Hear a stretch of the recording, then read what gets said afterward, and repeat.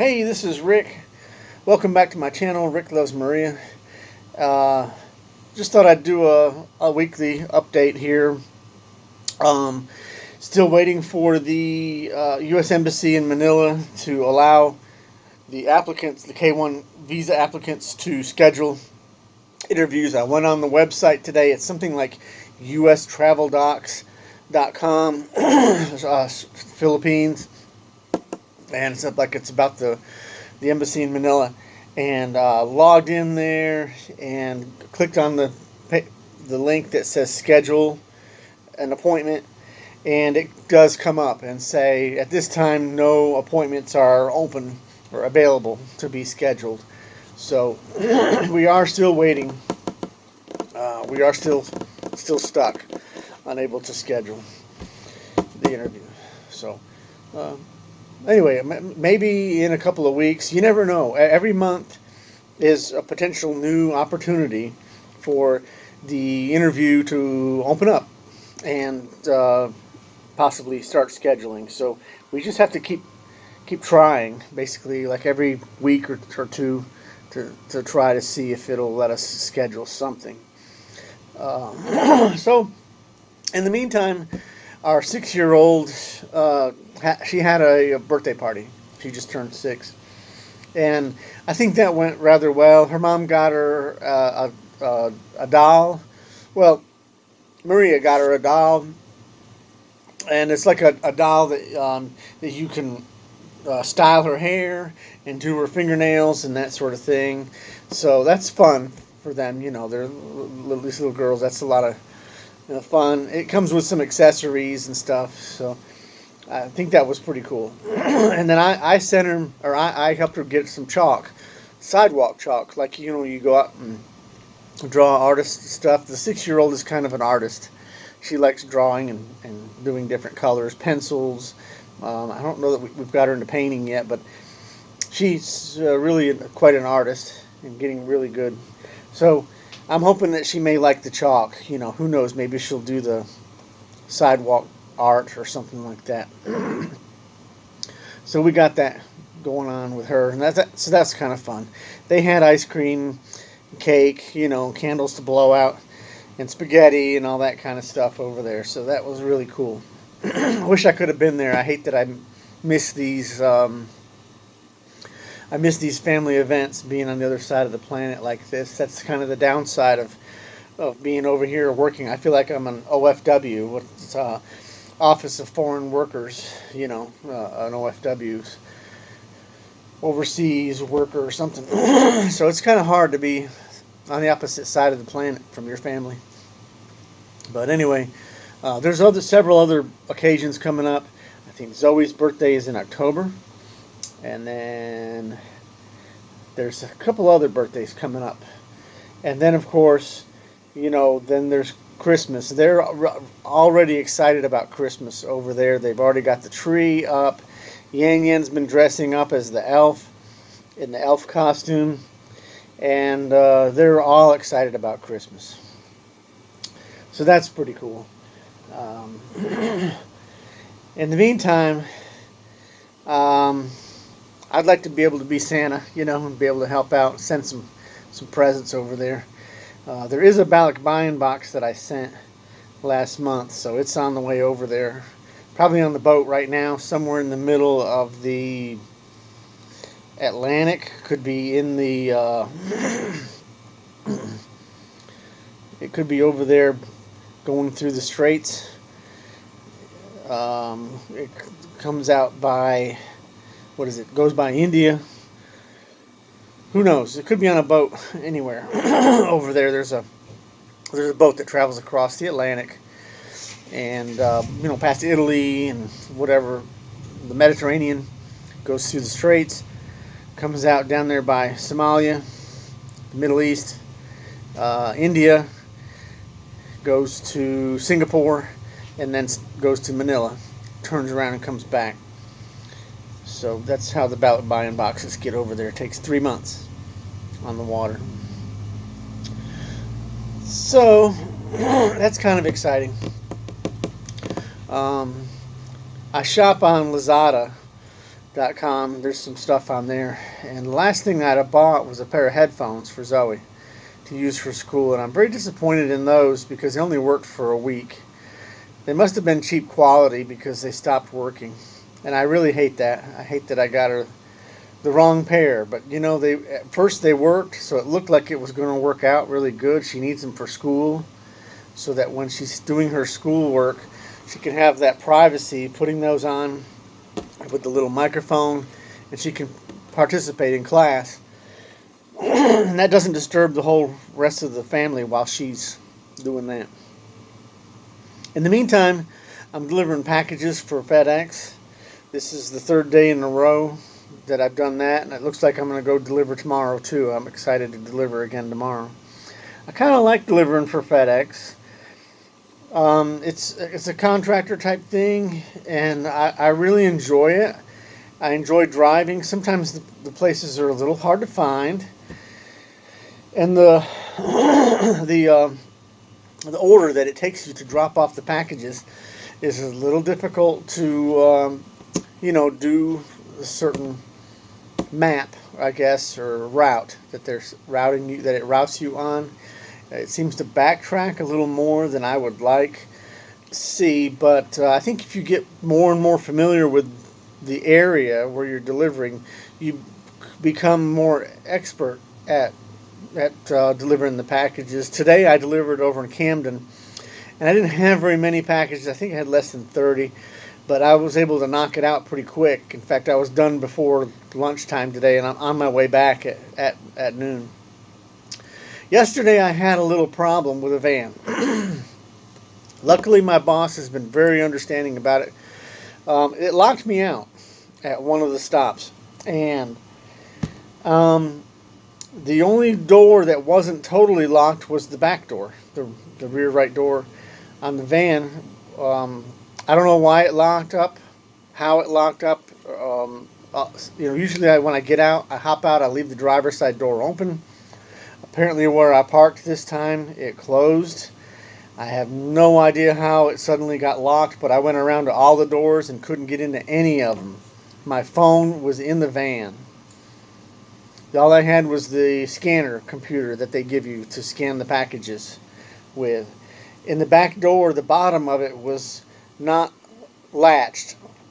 So I got my arm up underneath the bottom of it there, and I'm pushing on it, trying to open it, while I'm trying to feel around up in there and find the locking mechanism and unlock it.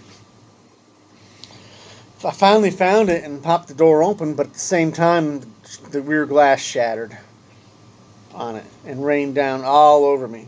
I had glass all in my hair. I had glass hit my arm, a few spots here on my arm. I was bleeding. And I felt really bad about that. I'm trying not to tear up any equipment, but if I'm locked out and I'm out in the middle of nowhere, the customer's not home. I can't borrow a phone from them. My phone's in the van. I just did the best I could to try to get back into the freaking van. So I'm really sorry about that. And my boss was very understanding about that. They'd had troubles with that back door before, and it looks like they're going to have to replace the back door on the van. So anyway, had that weird thing happen. Hopefully it's a one-time thing, and we won't have any more problems with the van locking. The van I took today was a different one, and it worked fine. It has a manual locking system, nothing electronic. I mean, I didn't hit any buttons. I don't know how it locked. I wonder if when you turn the key off, if it automatically tries to lock itself. I don't know. So anyway, I did have the air on, so I had the windows up. Today it was cooler, so I just rolled the windows down and left them down. I mean, there's no point on a cool day. There's no point in having the windows up. If it's nice out, I can just enjoy having the windows down, and it's been really nice today. Hopefully we're near the end of summer, hopefully at the end of the serious heat, and we can really just kind of enjoy a little bit cooler weather. we've had enough high heat for a few months now.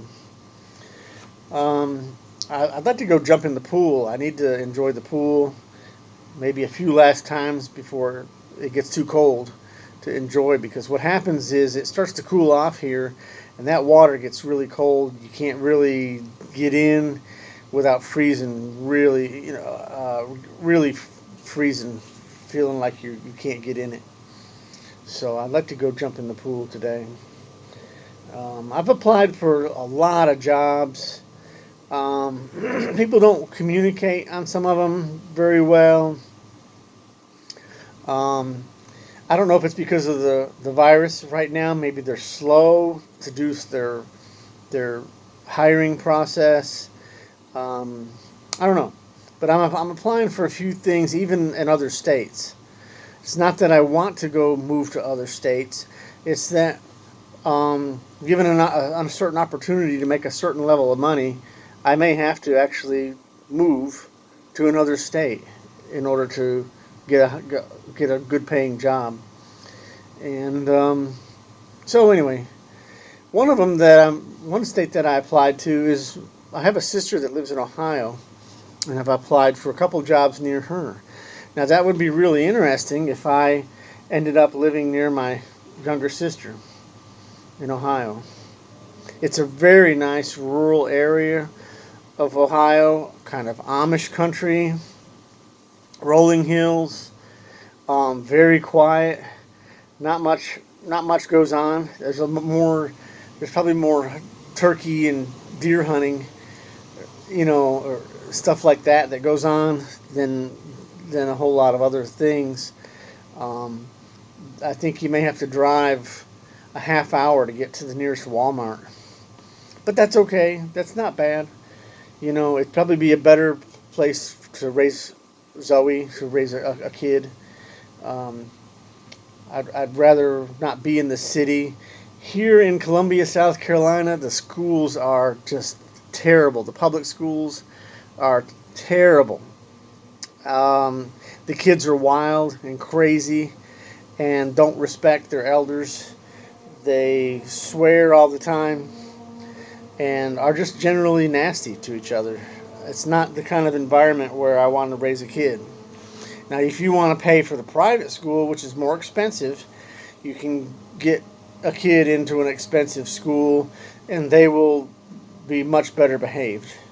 And so that's the way to go here. But in Ohio, I think this part of rural Ohio, I think the public school would be just fine.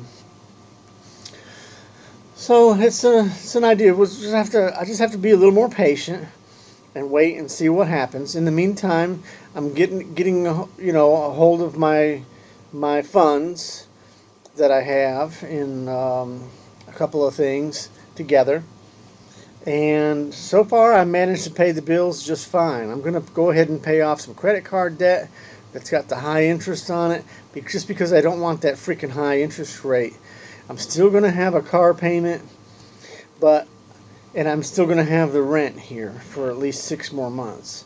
So I figure I've got 6 months here to either A, find a job here, or find somewhere else to move to. And I think that's sufficient time to figure out what's going to happen here. In the meantime, I just got to be careful with my budget.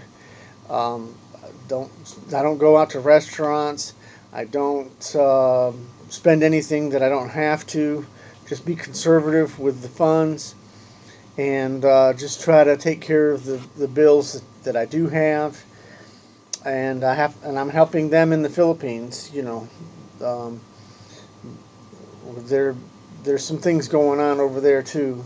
So just trying to be conservative with the funds and take care of the family. So that's what's going on. I don't know. Let me know if you have any questions, comments. I appreciate you watching. I'm sorry this is boring. All I do is get on here and rant, rave, and talk. But that's kind of what's going on. No trips planned at this point. just chilling here at home, staying alone, avoiding other people as much as possible. Um, just kind of do the quarantine, continue to quarantine, and try to just keep safe. Okay, delivering the packages. I'm also not really uh, getting in touch with too many people. I'm avoiding even the customers. I just ring the doorbell and walk away. They can come out and get their package while I'm already, in most cases, already back in the truck going on to the next address. So I don't really run into too many customers. I don't get too close to anybody. In the morning when I'm prepping the truck and loading the packages on the truck, the other drivers are nearby. They're loading their packages onto their truck. It's hot and sweaty, but I talk just a little bit, chat with them, but pretty much I don't need to get too close to anybody there either. So, um, yeah, it's working out okay so far. Keep keep going, one day at a time. Just keep going. Hopefully, this will get past this. All right. Thank you for watching.